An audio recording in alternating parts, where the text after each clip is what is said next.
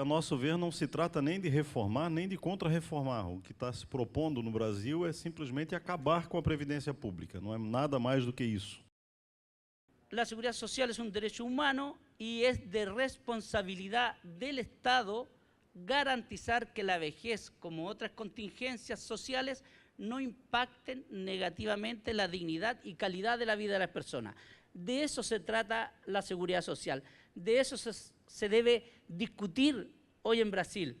No solo de cuánto vamos a recibir cuando nos aposentemos, porque tiene que ver con la vejez, tiene que ver con el desempleo, tiene que ver con las enfermedades de los trabajadores, tiene que ver con la invalidez a través de los accidentes del trabajo, la maternidad y además cuando se pierde el sostén de la familia, cuando el trabajador o el operario fallece, muere, ¿qué pasa con su familia?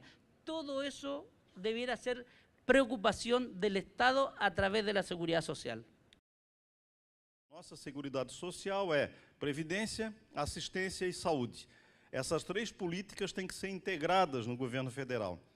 E para financiar essas três políticas, a Constituição estabeleceu, e isso vale até hoje, um financiamento tripartite. Ou seja, a Seguridade Social não é financiada, como eles dizem normalmente, por trabalhadores e empregadores. A Seguridade Social é financiada por um tripé. E o Estado tem a obrigação de colocar recursos na Seguridade Social para financiar as políticas de saúde, previdência e assistência. Ahí está el financiamiento del sistema de pensiones en Chile, ahí claramente en el título queda establecido que uno es para las fuerzas de orden y seguridad y el otro para el sistema civil de pensiones. Uno lo financia el Estado, que es el de las Fuerzas Armadas, y el otro lo financiamos los trabajadores y es lo que dice allí. Aqui, portanto, não tem nenhum aporte do orçamento fiscal, não tem nenhum dinheiro que o Estado tenha colocado, como deveria colocar, entre 2005 e 2015. Ainda assim, em todos os anos, a Seguridade Social teve um orçamento superavitário. Sobrou 672 bilhões de reais. O Fernando Henrique criou, então, a DRU, a desvinculação das receitas da União, que era exatamente isso, pegar uma parte do orçamento da Seguridade Social, superavitário, e utilizar em outra área. Fazia isso e, ao final do ano, dizia para a gente, a Seguridade foi deficitária. Existe um outro elemento, que é a evasão fiscal, as renúncias fiscais e a ineficiência deliberada na execução da dívida ativa da União. E agora tivemos um novo problema no governo Temer. O governo Temer aprovou a emenda constitucional número 95, do tal congelamento dos gastos públicos, né? Só que essa emenda, além de congelar as despesas públicas por 20 anos, colocou no texto da Constituição a DRU com 30%. Era 20% antes, elevou para 30%. Ou seja, todo ano o Estado brasileiro, agora apoiado pela Constituição, desvia do orçamento da Seguridade Social 30%. E em 2015, havia uma dívida dos empresários para com a Seguridade Social de 350 bilhões. Os dados atuais dizem que essa dívida cresceu para 480 bi, mais ou menos. Em 2015, a eficácia dessa cobrança está aqui. Você tinha 350 bilhões para cobrar e cobrou 0,3%. O Brasil pagou, em 2018, ao sistema financeiro, 1,065 trilhão de reais, que equivale a algo próximo de quanto ali? 40%? De todo o orçamento da União no ano passado. O Brasil paga, paga, paga, e a dívida não diminui. Porque aqui não tem praticamente nada de amortização. Amortização é aquilo que você efetivamente pagou. Então, a auditoria da dívida pública brasileira é uma obrigação que está prevista na Constituição brasileira. Entretanto, ela nunca foi feita. Sai a Previdência Pública, entra a capitalização individual, nos moldes do regime chileno. Ou seja, você vai formar uma poupança individual, não há mais nenhuma solidariedade entre aqueles que contribuem. O que é a solidariedade no regime de repartição, gente? Esses regimes arrecadam o suficiente para, inclusive, pagar benefícios a algumas pessoas que tenham que se retirar do mercado de trabalho mais cedo. Não será importante se eu vou me aposentar com 35 ou com 40? porque o que será importante é quanto é que eu conseguir botar de dinheiro lá no banco para formar a reserva matemática para tentar ter um benefício. O que se pretende é a privatização da Previdência com a adoção do regime de capitalização. En el año 2020, los trabajadores asalariados recibirán el 100% de lo que ganaban cuando eran activos. Esa fue la promesa del sistema de capitalización individual. Y que el que menos iba a ganar era el 80% al 2020. Estamos en el 2019 y el sistema está pagando en promedio entre el 15 al 25% del salario de cuando uno es activo. Esa es la realidad de la capitalización individual.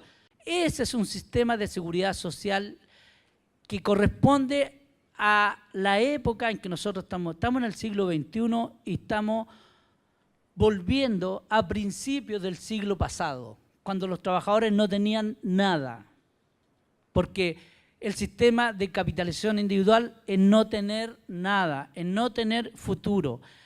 O se ha intentado establecer una relación entre la alta tasa de suicidios que está teniendo los aposentados en Chile, si es que estas pensiones que se pagan son responsables de aquello.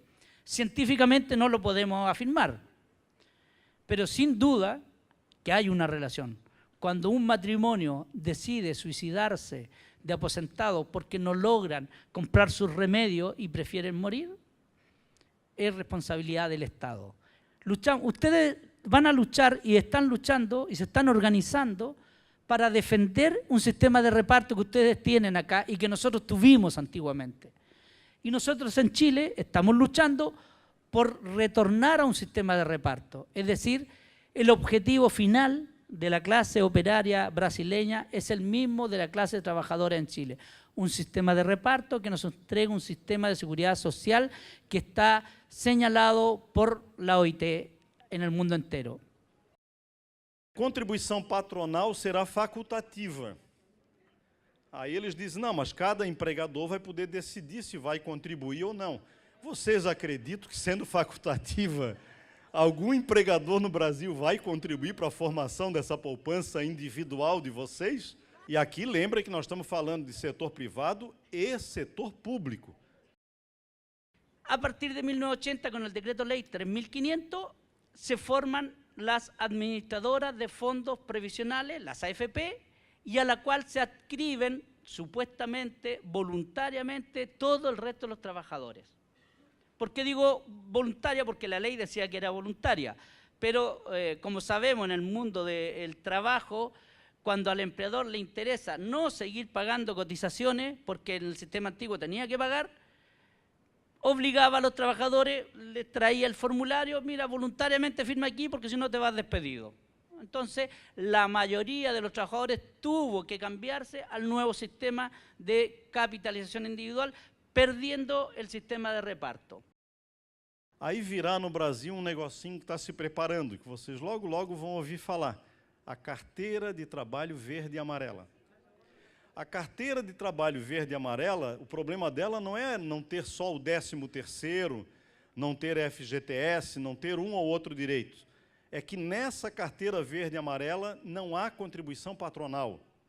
O que os empregadores vão fazer quando isso estiver aprovado? Vão chamar o trabalhador e vão dizer, olha, tem aqui a carteira azul e tem a verde e amarela. Você quer ficar em qual? O sujeito vai dizer, não, eu quero a azul, quer dar mais garantia. Ele diz, então tá bem, tchau para você está demitido, chama um da verde e amarela. Porque é evidente que será assim, gente. Lembrem o que o Raul falou de manhã. As mulheres têm menos tempo de contribuição no Chile, por quê? Porque têm filhos, geralmente, né? Além do que tem a sociedade machista, que dá menos emprego para as mulheres, mais para os homens, porque esses homens não se afastam por conta de filho, e mesmo quando dá um emprego para essas mulheres, dá em patamares inferiores aos valores que dá para os homens. E isso vale para as doenças de maneira geral, aí vale para o homem. Ah, se afastou um ano porque estava doente. Bom, se durante esse ano não contribuir, não tem lá no final a mesma reserva, tem menos. O Estado não garante aquele tempo como tempo de contribuição, como garante no Brasil. Né? Então, tudo isso deve servir para que vocês pensem, né, raciocinem e se mobilizem e tal, para a gente conseguir, ao final, derrotar isso, porque é um modelo absolutamente insustentável do ponto de vista social. Pablo Guedes y Bolsonaro ya fueron a Chile, ya fueron a ver el sistema. Y aunque saben que es un fracaso, lo quieren imponer, porque para la economía del país es un negocio muy rentable. Porque imagínense, en Chile, todas las empresas reciben nuestros fondos provisionales están invertidos en las empresas. Y por lo tanto, el equivalente al 96% se ingresa a la economía del país. ¿En favor de quién? De 7 familias que son las dueñas de todo Chile. Y los trabajadores recibimos pensiones de hambre. Esa es la lucha que nosotros estamos dando.